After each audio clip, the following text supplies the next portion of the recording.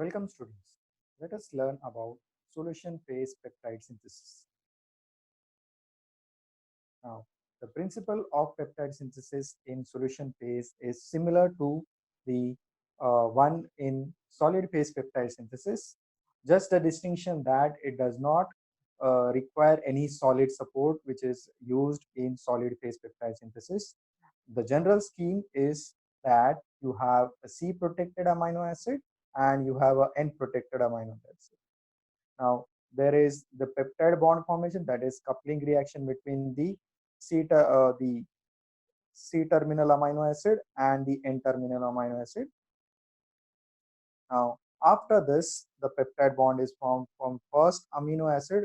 That is now, as in case of solution phase, solid phase peptide synthesis. Even in solution phase peptide synthesis, the first amino acid is a C terminal residue. That is the peptide synthesis starts from C terminus. So your first amino acid is a C terminus amino acid. This coupling reaction is done. Now, after that, there is selective deprotonation of the N-alpha protecting group. Then again, a second amino acid with suitably side chain protected. This P1 indicates the side chain protection is coupled using the same process used in the coupling of this to form a peptide bond. Now, this process of selective deprotonation and peptide bond formation is repeated several times until you achieve the desired length of amino acids. And wherever applicable, the suitable protecting side chain protecting groups are applied.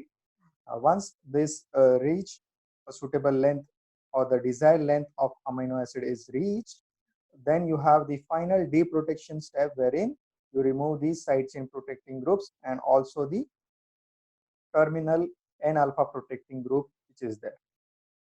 So only distinction of this that this amino acid which is there, the first amino acid is not attached to any solid support. You are using a protected C protected amino acid as the first residue and then you continue. So this is the general principle of solid solution phase peptide synthesis.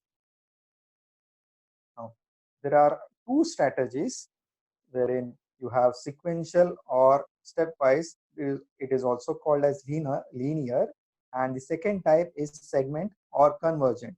In sequential is the one which we have shown in the earlier slide, that is you stitch together one amino acid to other in a sequential manner. So amino acid 1, 2, 3, 4 will be added. You get a desired length, the end length of the amino acid.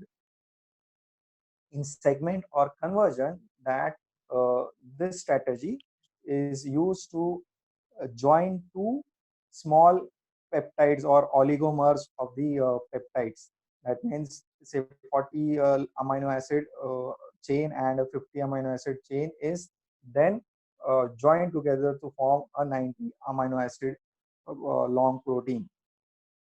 Generally, a combination of stepwise elongation and segment condensation strategies may be used when peptide molecules are synthesized in solution.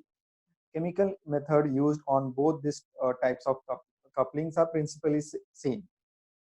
The principle behind the chemical methods is principally the same. Coming to the first strategy, that is sequential strategy. Sequential elongation from C terminal by one amino acid at a time uses the urethane protected amino acids such as, now what is urethane? It is a carbamate ester group. Urethane is a carbamate ester group. That means you have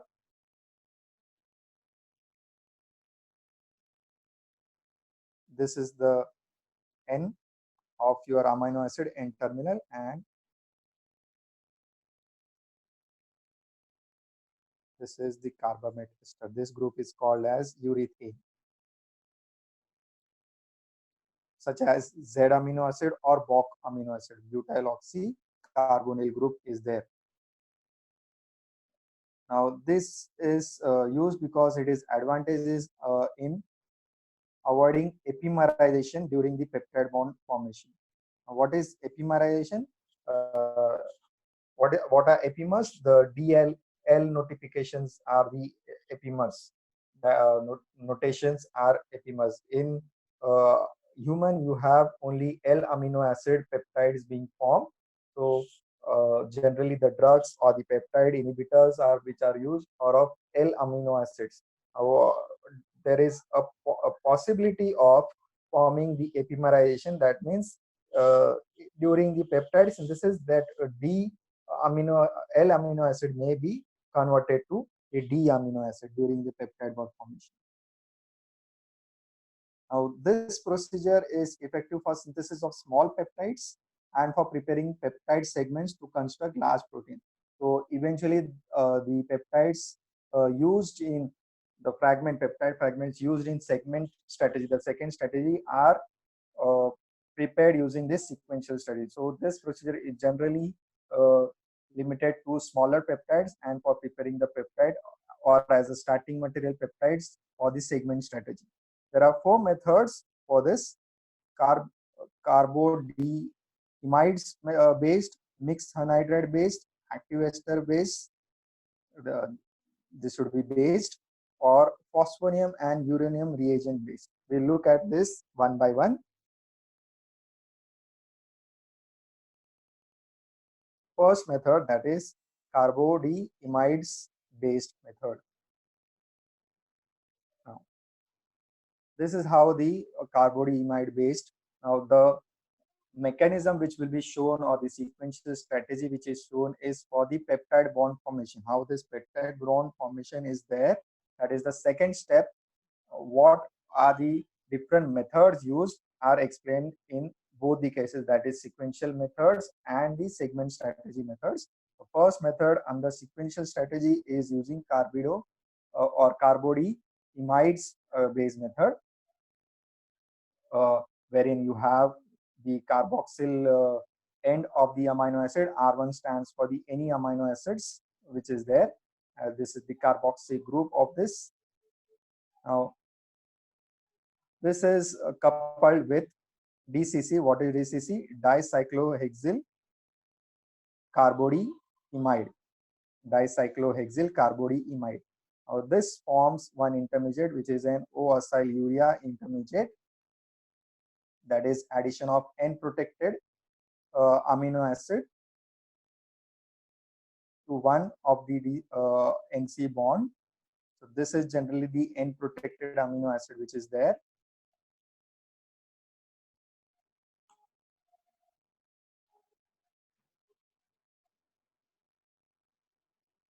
The N-protected amino acid which is there, it is coupled to DCC and it forms the O-acyl urea. And then the second amino acid which is there, the second amino acid which is there is coupled to this to form the actual peptide bond in this case. Now there is one more side reaction taking place, that is this intermediate which is formed can also react with the first starting material, that is your amino acid, C terminal amino acid, to form an anhydride, which again can also react with. This is the second method which is mentioned under sequential strategy, that is anhydride method. So this anhydride which is formed can also react with the amine or the N terminal. Again, this is an amino acid with a free N terminal to form the peptide bond. Okay, and the carboxylic acid is regenerated. In this case, you have two carboxy uh, groups here which is regenerated. Now, other reaction which is also taking place is that is this O acyl O to N migration here. So the acyl group is migrating from the oxygen to the nitrogen. This is the other uh, side product being formed in this case. Just to recall the peptide synthesis, this was the strategy. So this is when your R1COH which is there, and the this is the N protected amino acid which is there, that is your R1COH, and RNH2 stands for this. RNH2 stands for this. So this is your N protected amino acid, and this is your C protected amino acid. So what is happening? First, O-cyclohexyl, O-acyl urea. This is O-acyl urea. This is a urea molecule, NC double bond O. Okay, this is the resonance form or the tautomeric form mentioned here. This reacts with the C protected amino acid to form the product, that is your peptide bond, the second step of the peptide synthesis, that is peptide bond formation. The side reaction which takes place is that this O-acyl urea intermediate which is there can also react with the N protected amino acid here to form an anhydride. Okay, you can have coupling of this R1CO and this R1COH to form an anhydride of this particular amino acid, which again reacts with the C protected amino acid and forms the peptide bond. In this, the side product is, that is, regeneration of the original N protected carboxylic acid, which amino acid which was there. The other side reaction which is taking place is this O-acyl to N-acyl migration. O to N-acyl derivative being formed. Now, the major disadvantage is that is the formation of this dicyclohexyl urea product, which has some solubility problems. The method using this carbodiimides is the advantage is that DCC is highly reactive and gives high yields within a short period of time. However, the disadvantage of using this DCC is the formation of insoluble dicyclourea during activation and coupling step. That is this product which is formed, dicyclohexyl urea, which is formed. It is the solubility problem, that is insoluble. To overcome this, the problem of separation of insoluble urea byproduct, the use of diisopropyl. This is the diisopropyl carbodiimide, which forms a more soluble urea product. So the urea product resulting from this is more soluble. Again, there are other water soluble carbodiimides which is there, that is 1-ethyl.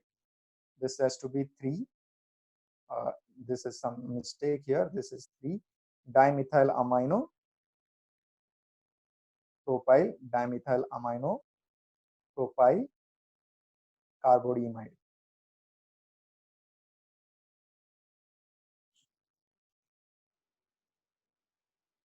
This is actually NN dimethyl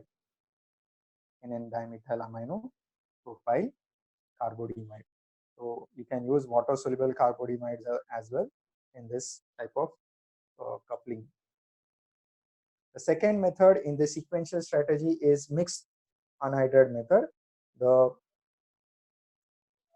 Now, what is a mixed anhydride method? That is the N protected amino acid which is there is first converted to an anhydride, and that is reacted with the C protected amino acid. So the problem here is the regiochemistry. You can see the C protected amino acid which is there, that is the free N terminal of this can attack either this carbonyl group or this carbonyl group. The desired attack is this to form the peptide bond, and this is the undesired one. Now, this problem can be diminished or reduced by using carboxylic acids or their derivatives. So instead of using the anhydrides, you just use the carboxylic or the derivatives, which prevent the attack on this particular carbonyl group. How can this be prevented? By using a steric hindrance, wherein it cannot attack because of steric hindrance such as this isovalyryl group or pivolyl group which is there. So this is mixed anhydride. What is mixed anhydride? One of the carboxyl group is different and the other carboxyl group is different in this case. So in this, because of the steric hindrance of this larger bulkier group, the amino function will attack at this carbonyl and not at this carbon. Generally, typically, ethyl chloroformate is used to form the anhydride or isobutyl chloroformate. Traditionally, it was used ethyl chloroformate, but to introduce the steric hindrance, the isobutyl group was introduced in this case. So you can use either ethyl chloroformate. What is it done? That you take N-protected amino acid in presence of a tertiary amine as a base. What is ethyl chloroformate? This is the chloroformate. Why this is chloroformate? Because you are substituting H of the formic acid with chlorine. So therefore it is called as chloroformate. And this Y group is the ester group. Either it can be an ethyl ester or an isobutyl ester. So it first forms the mixed anhydride. Then there is the coupling reaction of this C protected amino acid and you get the desired peptide bond. Obviously, there will be some byproduct of undesired attack from this. However, the advantage is that these products, the byproducts which are formed, are easy to remove from the reaction mixture, the alcohol which is formed or the carbon dioxide which is formed, that is easily removed from the reaction mixture. The third method in sequential strategy is active esters based method. In this, the N-protected amino acid is first converted to either methyl ester or an ethyl ester, and then it is converted to the corresponding amide or hydrazide by ammonia or hydrazine. This step is necessary because esters do not as such react with the reactivity of esters with the amine to form peptide or the amide bond is very less. So these are first converted to either amide or hydrazide by the use of ammonia or hydrazine respectively. And these esters, because they have tendency to suffer ammonolysis, that means this can be converted to free ester and amine again.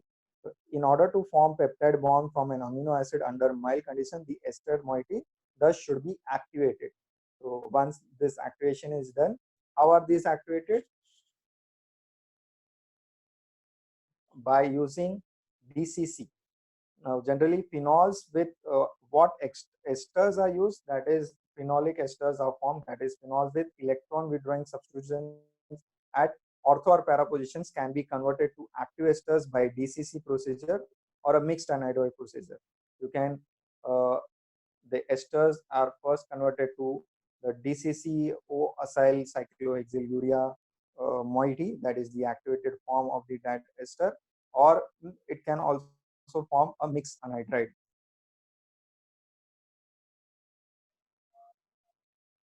Of this para-nitrophenyl esters, these are the activated uh, esters, para-nitrophenyl esters which are used. You can use para-nitrophenol. See the presence of electron withdrawing groups on each of this.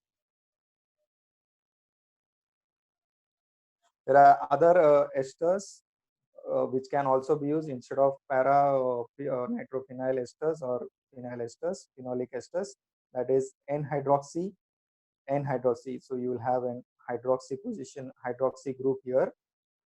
So N-hydroxy succinimide, this is an succinic acid. Dicarboxyl acid with two carbon atoms in between is a succinic acid, and it is an imide.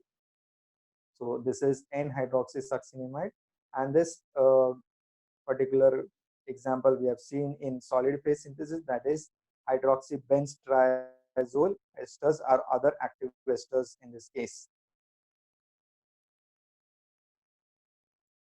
This type of active esters can suppress Now, this advantage of this is they can suppress epimerization. We have already discussed the problem of epimerization. That is, the L amino acid is converted to L amino acid is converted to D amino acid, and it also suppresses the accelerated ammonolysis, ammono or amino. You can use both the terms. That is, again, getting back the ester and amine group back. The advantage over phenol type of is that this N-hydroxyamine, this type of groups can be easily removed by simply washing with water. The last method is phosphonium or uranium reagent based. BOP, this we have already seen what this BOP is in the solid phase synthesis. BOP is easy to handle and promotes rapid coupling. As the reagent does not react with the N-alpha amino, it can be added directly to the amino and carboxyl components that are to be coupled, meaning that BOP reagent is able to produce active ester in situ. The drawback of its use that this reagent produces this toxic intermediate.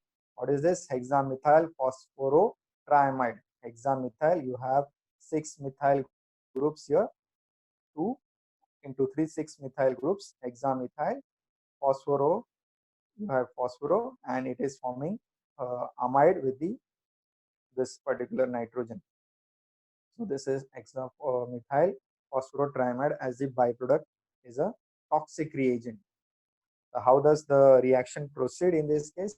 Again, you have the N-protected amino acid in presence of a tertiary base, tertiary amine as the base. This is the BOP reagent. This is bentriazole oxyphosphonium salt.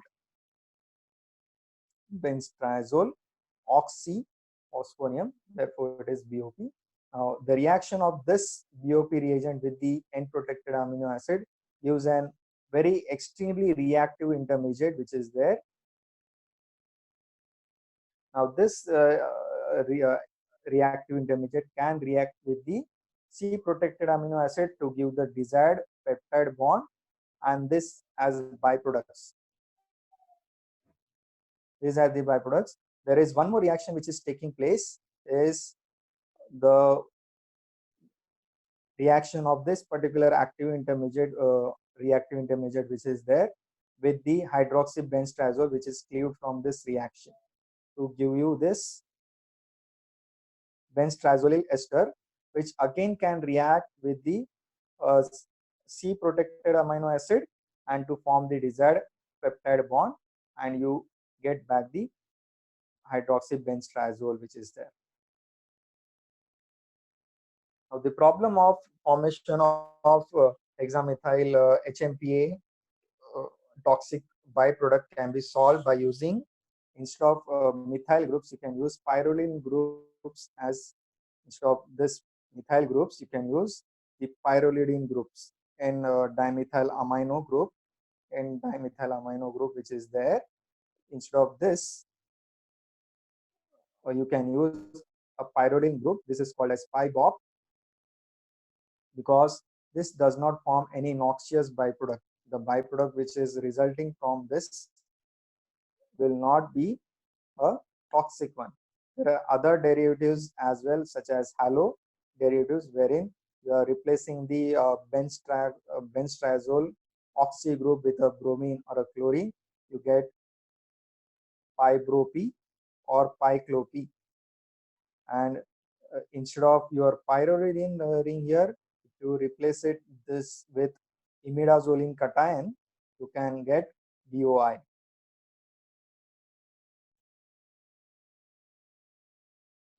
The other type of groups in this used are uranium salts. Uranium salts, which again this we have covered in the solid phase synthesis. These salts, however, react with the N-alpha amino groups which are there. Thus, the pre-activation of carboxylic component is required. When you are using this again, uranium reagents also, the side reactions such as epimerization and dehydration of amide side chains can also be minimized using this uranium. The examples of this are this HBTU, TBTU, and HA2. This again, uh, although this is a uranium salt, you can see from this structure it is drawn as a medium salt because from the exocrystallographic studies they have found out that this is the more stable form of the product. The uranium salt is where this group is attached to the oxygen. Therefore, this is an uranium group.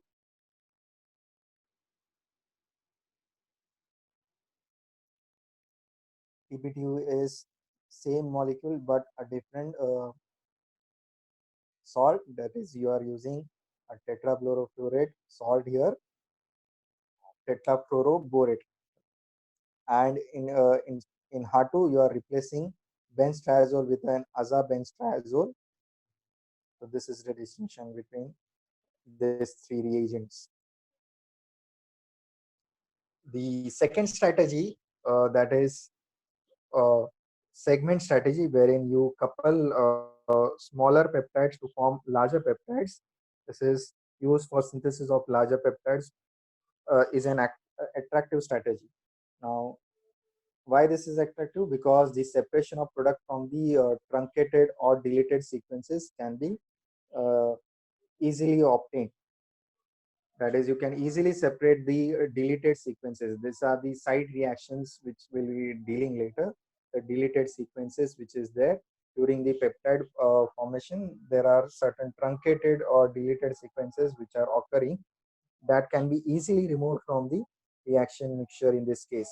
However, the main or serious problem lies in this is the epimerization of the C-terminal residue of carboxylic segment. That is, if you have peptide 1 and peptide 2, the carboxylic C terminus, the terminal residue which is there at the C end, C terminal end, there is the problem of epimerization, and this is there when the residue is neither glycine or nor chlorine. Why this is so? Because glycine is a achiral amino acid. So even if that reaction occurs, uh, this is not a problem because this is not an isomer or the achiral amino acid. It does not have any chirality, and proline, as you know, is a secondary amide which is there. There is a cyclic group is there which does not allow this epimerization because of rigidity of the ring. That is the uh, reaction. This epimerization is not favored in this case. So when these are not there, there is the problem of epimerization. So there are three different methods in segment strategy. That is the azide procedure and DCC using an acidic additive. This again we have seen in case of solid phase synthesis, wherein you use DCC reagent coupled with hydroxybenzotriazole, HA2, HBTU reagents that we have already seen. And the third is native chemical ligation. This is a separate special kind of technique. We'll see all this in detail. First, let us look at what is this problem of epimerization. How, how this is occurring. So this is your C-terminal amino acid, C-terminal amino acid, and this is R1. This can be any group other than H or a proline group. The proline group will have uh, this as a ring form. This will be in the ring form. Okay, and this X is the uh, other length of the amino acid. So this is the last amino acid at the C terminal end, and this is possible only when this R1 is not equal to H, or this is not form of a ring in case of a proline ring. How this reaction is proceeding? That is a reaction with the penultimate, the second last residue which is there, that is how it is proceeding. Sorry, this is the penultimate this thing. This is the activated ester activated terminal, C terminal, which is there. So this is your last residue, and this is your uh, penultimate, that is the second last, and this R2 is the other part of the peptide chain. Now this forms an oxazolone ring. This is an oxazolone ring. Now this particular proton is very acidic, so it can be removed by a base, and the carbanion which is formed is resonance stabilized. When this particular bond is cleaved, when this particular bond is cleaved in this case, this can result in epimerization at this point. What is this epimerization? Is at this point the epimerization can be formed. Now N which is there at this position, it can shift to the H, that is the this thing, the epimerization which is there, that is from L amino acid you can have a D amino acid in this case, wherein this N is NH group is shifting from to this side. That is the problem.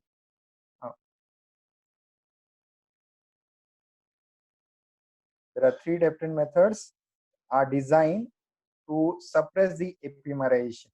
Now, how this is can be done by using the azide procedure.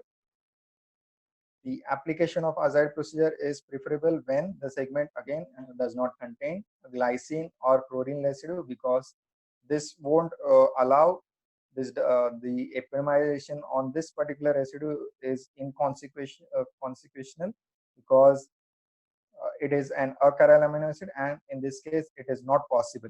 What is there? You have the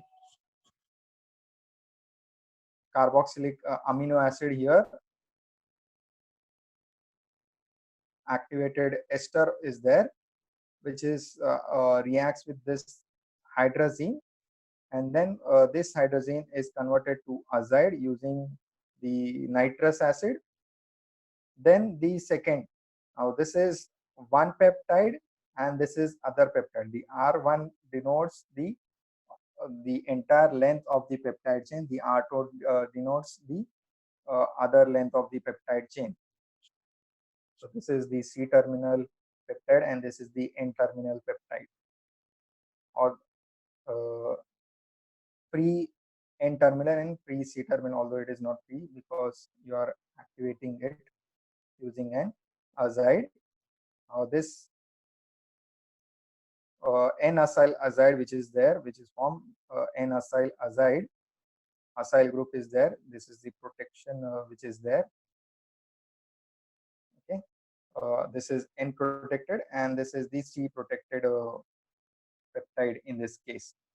What in segment strategy, you ligate or join two smaller peptide. So you will have one peptide with a free N terminal and one peptide with a free C terminal. So this is the peptide with the free N terminal and this is the peptide with the C terminal, a free C terminal. Okay. So this is how the peptide is forming. Okay, and you get azide acid in this case, hydroazide. This, however, there is some amount of epimerization still observed, but nevertheless, the problem of epimerization is not there in this case, because the mechanism will tell that this pre-terminal pre-N-terminal amino acid which is there, it attacks the carbonyl group here of the azide intermediate, and it forms a tetraeder intermediate, and this tetraeder intermediate is collapsing again to cleave the azide in this hydroazide acid which is there to form the carbonyl group, and you are getting the peptide being formed. Now this type of intermediate which is formed, the intramolecular general base catalyst is there. There is this base catalyst, general base catalyst, intramolecular general base catalyst which is there, does not lead to an oxazolone formation. This does not allow the oxazolone intermediate to be formed. Further, the advantage of azide that they do not acylate hydroxyl functional groups.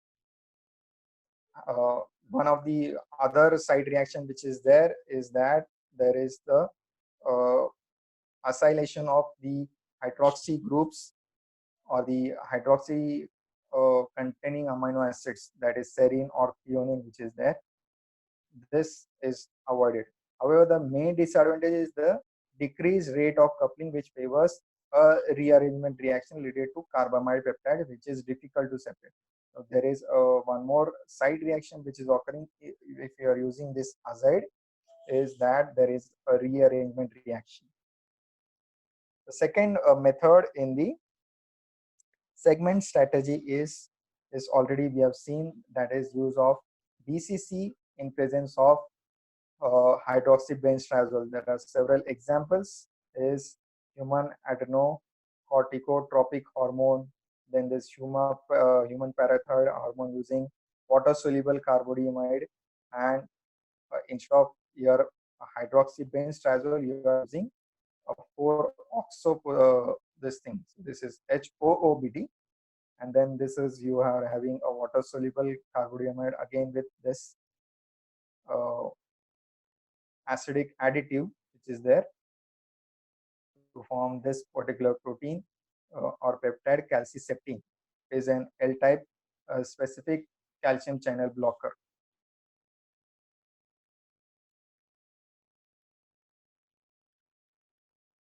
In this method, it accompanies solubility problems, even though powerful solvents such as DMFA, DMF, HMPA, and N-methylpyridine are used. The low solubility of large segment brings about the low concentration in the reaction mixtures, resulting in the slow reaction rate. So this is the major problem, that is the solubility is low even if you are using very powerful solvents. So as a result, the soluble fragments or soluble constant species are less, resulting in slow reaction rate. Two main approaches to maintain the solubility of peptide segments suitable for coupling reaction is that the development of protecting groups which can lead to a peptide intermediates. So that means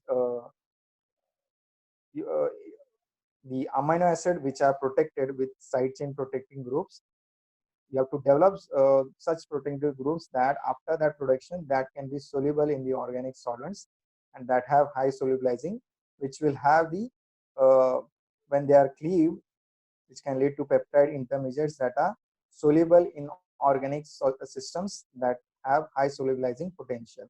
So when such amino acids, such protecting groups which are used such that it will increase the solubility of the peptide which is formed. Other is the choice of proper solvent systems. That is, the why is the instability of this protected peptides is observed is because of the beta sheet aggregation. This is beta. You in peptides you have beta sheet and alpha helix. So the major problem is beta sheet aggregation of peptide chain resulting from intra and intermolecular or intra and interchain hydrogen bonding being formed. So the beta sheets which are there, beta sheets which are there, uh, this aggregate because of the hydrogen bonding of this particular chains with other part of the structures. So in order to dissolve such peptides, the beta structure must be disrupted and transformed into an helical or a random structure. This solvent, that is trifluoroethanol and hexafluoroisopropanol have been recommended to disrupt this beta sheet aggregation. A mixture of chloroform or DCM with HFIP and phenol or some other polar solvent which is extremely good solvent for dissolving fully protected peptides.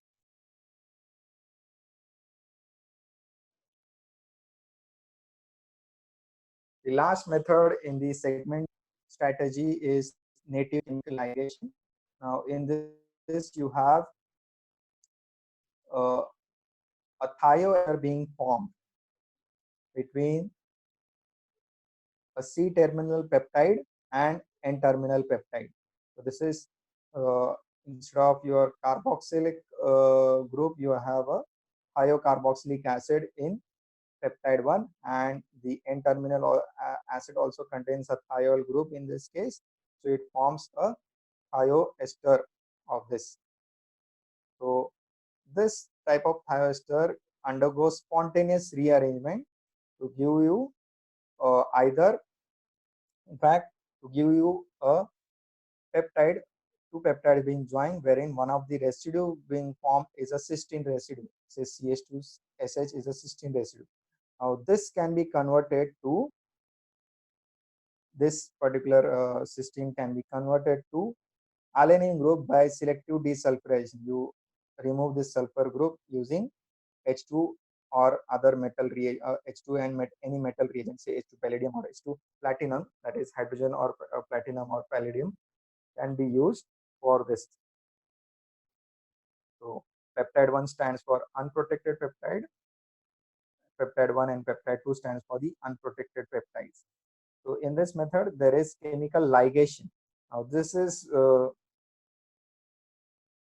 selective method, or what you can say is a preferred method, wherein one of the intermediate amino acid is a cysteine residue.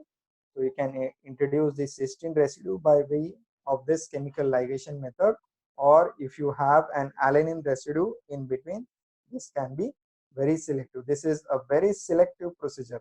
The advantage of this is a very selective nature of this procedure. Once what we have done till now is we have studied sequential strategy and segment strategy. Now, in both the cases, it was the second step, which is form, second, third, and fourth step, which is form of the peptide synthesis, the principle of peptide synthesis slide. You have seen the second, third, and fourth step, which is there. Second and fourth step, to be more precise, that is formation of peptide bonds, are done using two different strategies, that is sequential and segment strategy. Now, in that principle of peptide synthesis, you have seen that the final procedure is deprotection. That means you are deprotecting all the protective groups, that is the terminal N protection and the side chain protections which are there on the amino acids. The solution method enables purification of reaction product after each coupling step. So this is one major advantage of solution phase over solid phase, that you can purify at each step. In solid phase, that is not the case. You go on ligating one amino acid to other, and at the end the purification is done to remove any side products or side reaction chains, side reactions which have occurred, products due to side reactions or deletion reaction which are occurred. So the final purification is done. Conversely, in solution phase, it enables the purification of the product at each coupling step. So you can, therefore, the protected products can be obtained by this method contain a high degree of purity. The choice of reagents used in the final deprotection step determines the main strategy of peptide synthesis. These are mainly catalytic hydrogenolysis in presence of palladium, that is your palladium and hydrogen. Sodium treatment in liquid ammonia for 10 to 15 seconds repeatedly over 30 minutes. Trichloroacetic acid treatment at room temperature for 1 hour. Hydrofluoric acid treatment at 0 degrees for 1 hour, or hard soft acid base procedure. Okay. These procedures can be used for final deprotection. So this completes the solution phase peptide synthesis. So the questions expected is explain segment strategy for peptide synthesis, solution phase peptide synthesis, or explain uh, sequential strategy for peptide synthesis, solution peptide synthesis. That is only two questions you can expect on this type of topic, or you can have a short answer 2 mark question that give the methods in sequential strategy for solution peptide synthesis. There just you have to mention the methods, uh, plus the same is for the segment strategy for solution phase peptide synthesis.